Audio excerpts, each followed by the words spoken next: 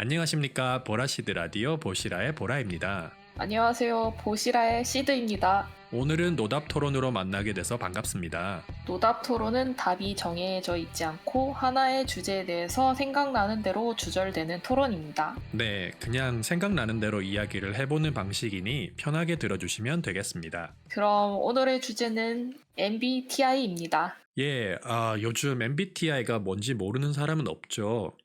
그런데 저는 이번 토론 준비하면서 MBTI에 대해서 알게 됐고, 저처럼 MBTI가 정확히 뭔지 모르는 사람들도 꽤 있을 것 같은데, 시드님, MBTI가 정확하게 뭐죠?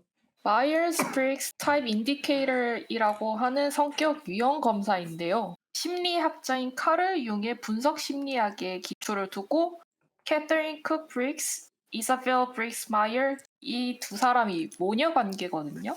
네, 1944년에 이 책을 집필했다고 한다고 했네요. 1944년, 그리고 모녀가 집필. 생각보다 전문성이 좀 떨어지는 것 같고 되게 일찍이네요. 조금 더 찾아봤더니 그 어머니 되시는 캐서린 쿡 브릭스가 대학교에서 심리학을 전공했다고 하더라고요. 음, 그리고 그 시대 배경이 2차 세계대전 때쯤인데 그때는 남자들이 군대로 많이 가기도 해서 인력 부족이기도 하고 전쟁 중이니까 이제 군수 물품을 많이 필요로 하다 보니까 그 자리를 여자들이 메꾸기 시작하게 됐더라고요. 그때 노동자들 주로 남성분들이 많아서 여자분들이 어떤 직무가 본인에게 맞을까 하면서 고민을 많이 했다고 해요. 그래서 이 두 분이 이 테스트를 통해서 그 궁금증을 풀 목적으로 만들었다고 하네요. 그러니까 성격 유형을 이용해가지고 본인에게 맞는 일을 찾는 그런 용도로 사용을 했네요. 역사를 들여다보니까 또 다른 시선으로 보이는 것 같기도 하네요. 네, 그러네요. 일단 저희가 미리 MBTI 테스트를 해왔습니다. 이걸 위해서. 하나는 간단한 버전으로 했고, 다른 거는 심화 버전으로 했죠. 네, 그렇죠. 그럼 결과들이 어떻게 나왔는지 한번 볼까요? 네, 일단 간단한 버전은 둘 다 INFP-J 이렇게 나왔어요. 그리고 저의 심화 버전은 ISFJ-A. 저는 INTJ-T네요. 그 MBTI 질문을 제가 테스트를 해보면서 느낀 게 질문 자체들이 너무 애매모호한 것들이 많아서 이게 사실 어떠한 상황이라고 가정하느냐, 어떤 사람이라고 가정을 하느냐, 즉 환경에 따라서 그 질문이 답이 달라질 수가 있는데 뭐 어찌됐든 테스트를 진행하기 위해선 답을 하나를 고르다 보니까 이게 맞나 싶은 부분들이 좀 있더라고요. 아무래도 특히 간단 버전에서 일에 대한 질문이 제일 애매했던 것 같아요. 어떤 시각으로 보느냐가 제일 관건이었는데 또 문제마다 사람들이 해석이 다르게 나와서 더 어려웠던 것 같아요. 맞아요. 그리고 저희가 또 서로가 생각하는 상대방에 대한 간편한 MBTI를 해봤는데요. 저는 보라님을 ENFJ-A로 봤거든요. ENFJ-A라고 생각했던 이유가 보라님이 아무래도 다른 사람들과 보내는 시간을 더 좋아하시는 것 같았고, N은 이제 저희가 이런 팟캐스트를 시작한 게 여러 가지 생각을 같이 공유하면서 대화를 하는 걸 생각해서 시작을 한 거라서 그런 부분을 보면 S보다는 N이 더 맞지 않나 그런 생각을 했었고 또 F인 이유는 조금 더 상대방을 배려하려고 하는 게 많이 보였던 것 같아요. 그리고 J였던 거는 이런 팟캐스트를 하면서 항상 시간이나 뭐 계획 같은 거 이런 거를 많이 또 하셨다 보니 또 J라고 생각이 됐던 것 같아요. A였던 경우는 아무래도 이런 일을 하게 되는 게 이제 본인의 강점을 알면서 잘 문제들을 해결해 가는 능력이 있다고 생각해서 A로 생각을 했습니다. 간단한 테스트인데 되게 심도 있게 분석까지 생각을 했죠. 하셨군요. 네. 저는 시드님을 INTJ-A라고 일단은 봤는데 저는 그냥 되게 직관적으로 그냥 봤어요. 일단은 뭐 내향성과 외향성보다는 이제 에너지 충전 방식을 좀 봤는데 그냥 저랑 비슷할 것 같다는 느낌이 들어서 혼자만의 시간이 좀 필요한 그런 사람? 그런 느낌이 음. 있었고, 이제 제가 보는 관점에서는 직관적이라고 생각하는 부분이 하는 게임이나 뭐 이런 인터넷 정보들을 봤을 때 되게 팩트들을 정리해서 항상 가져다 주시잖아요.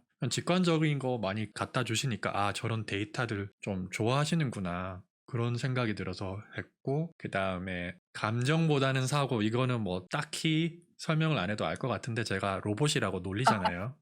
리액션도 고장 그렇죠. 났고, 아, 하지만 굉장히 착한 사람이에요. 하지만 약간 리액션에 문제가 있어서 T라고 했고, 고장이 많이 났죠.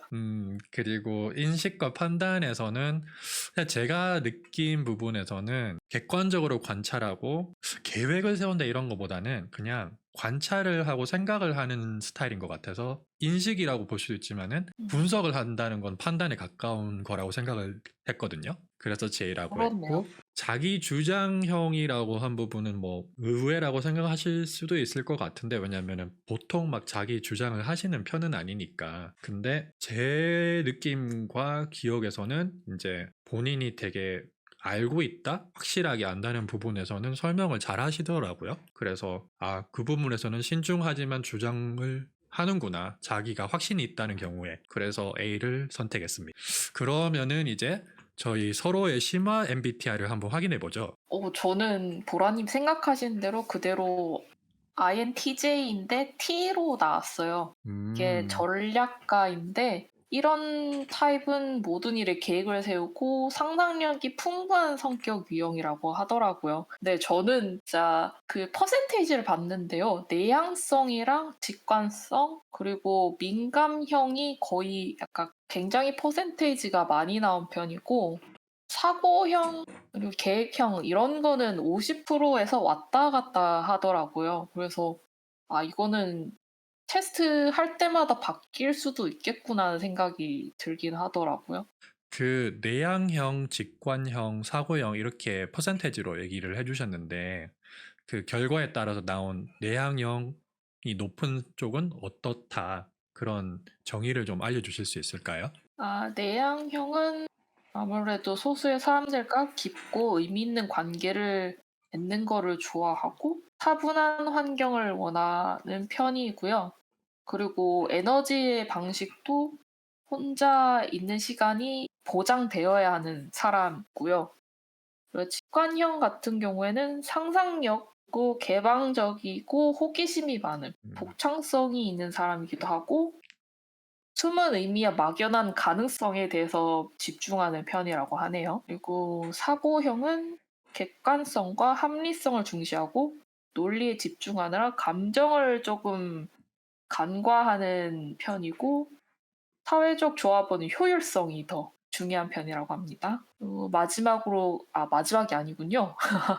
계획형은 결단력이 높고 철저하고 계획적인 성격, 명확성과 예측 가능성을 중시하는 편이고, 어떤 일을 제대로 끝내고자 하는 성격이고, 즉흥적인 일보다는 체계적이고 계획이 있어야 되는 거를 선호하는 편이라고 하네요.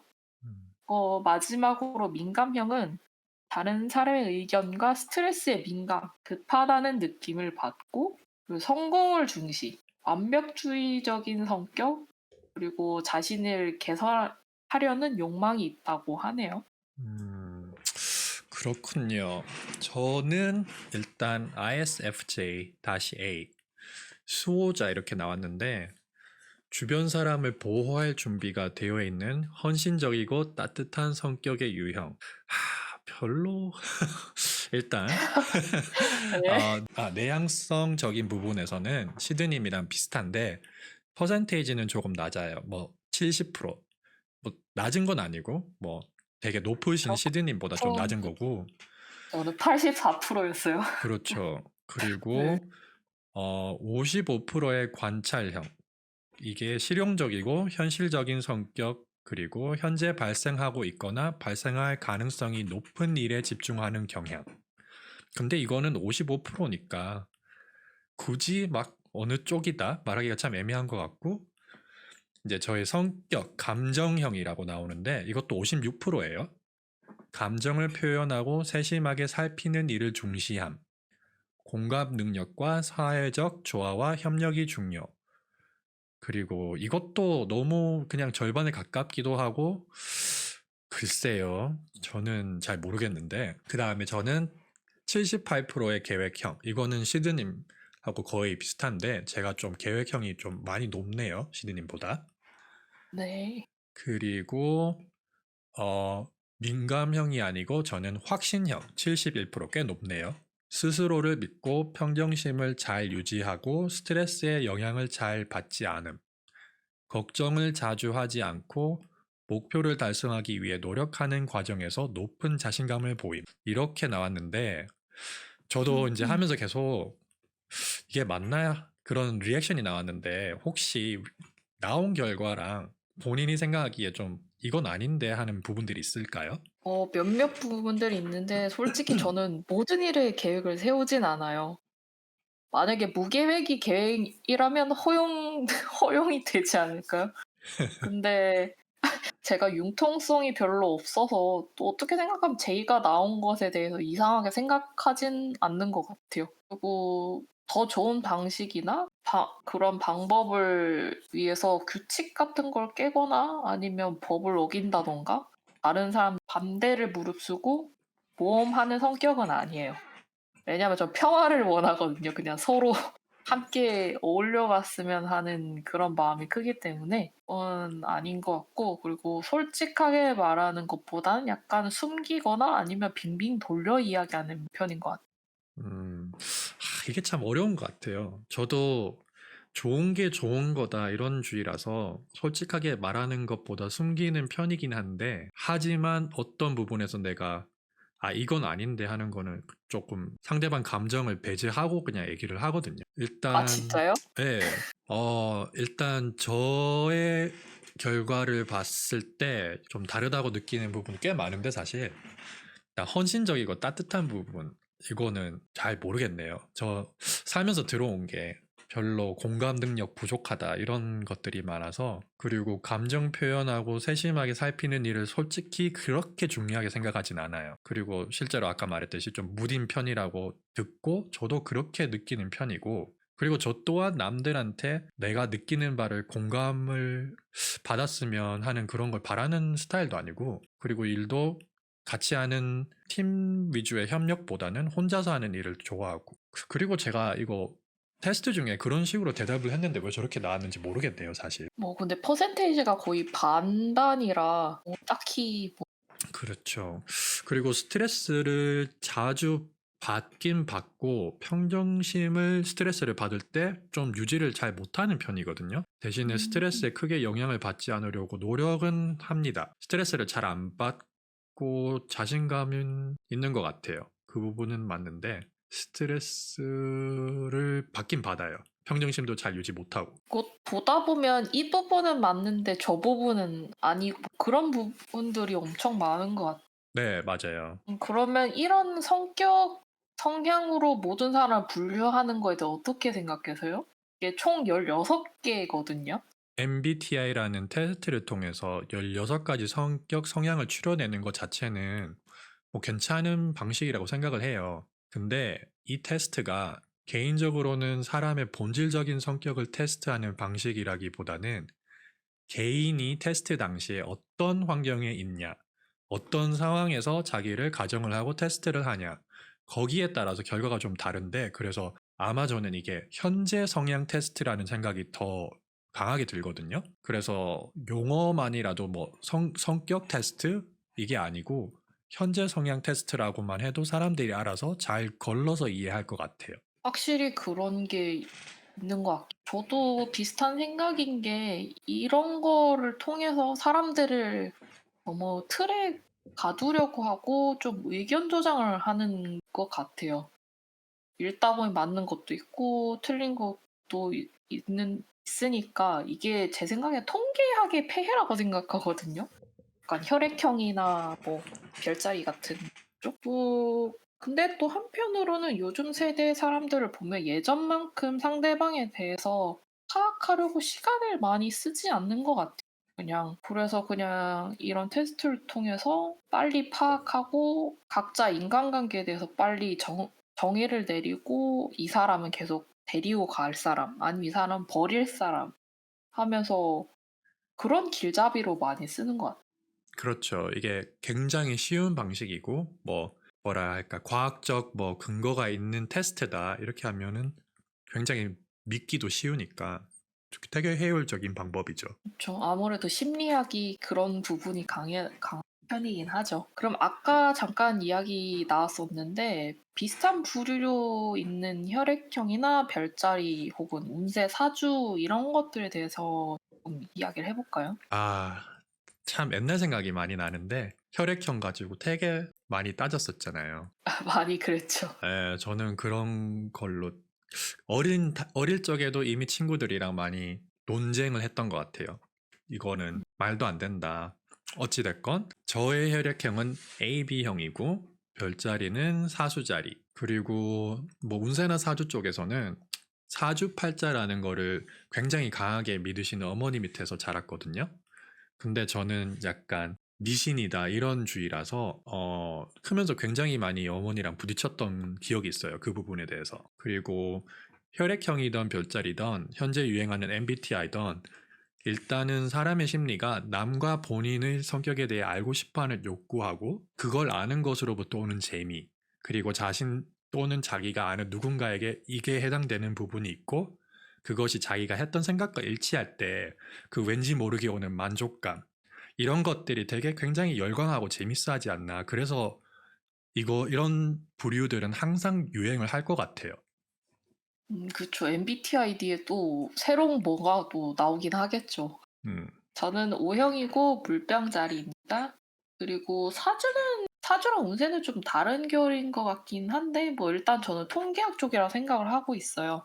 재미로 볼 때는 좀 즐겁고 그런데 너무 집요하거나 그거를 엄청 너무 믿는 사람들 보면 조금은 불편한 건 확실한 것 같아요. 그리고 저는 솔직히 마주하는 상대방을 볼 때 좋은 점만을 보고 싶거든요.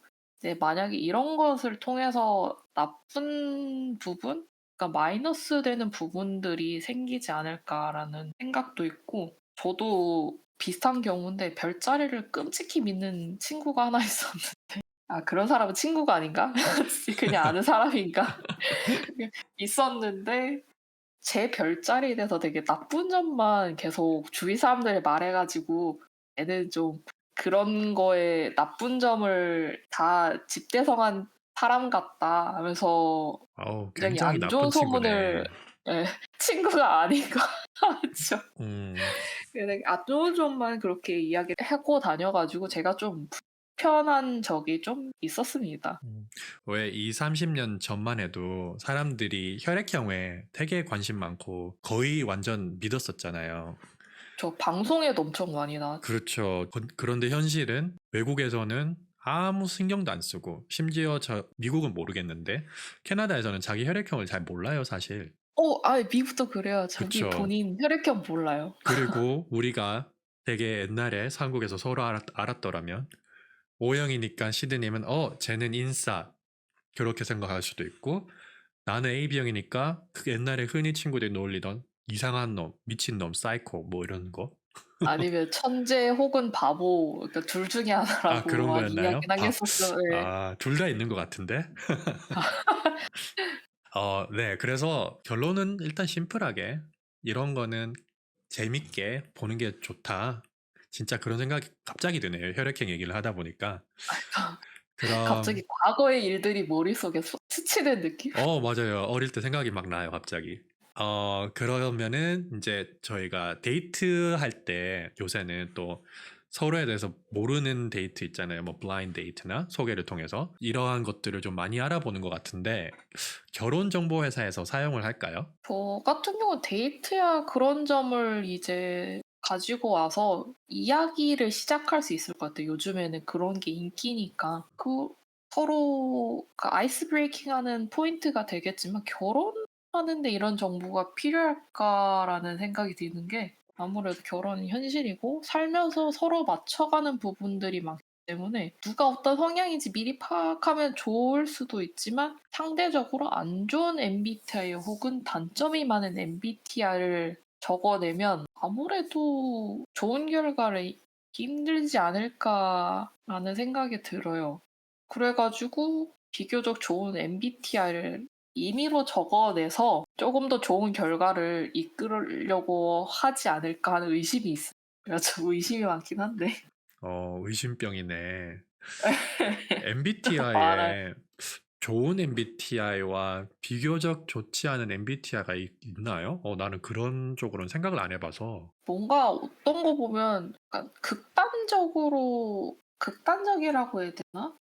약간 좀 단점이 많이 부각되는 MBTI가 있기는 하더라고요. 하나 예를 들어주실 수 있을까요? 그러니까 진짜 따지고 치면 제 MBTI인데요. 되게 이기적이고 남 생각 안 하고 독단적인 편 약간 그런 식으로 많이 나오거든요. 그래가지고 그래요? 네. 알아보니까 그렇더라고요. 그래가지고 그런가? 이거는 적어내면 이거는 망하겠구나라는 생각이 아니, 들더라고요. 이거는 해석하기 나름인 것 같아요. 제 음, 생각에는 그런 생각을 전혀 하실 필요가 없는 게, 그냥 예를 들어서 그냥 제가 보이는 대로 되게 안 좋은 걸 하나 만들어 볼게요.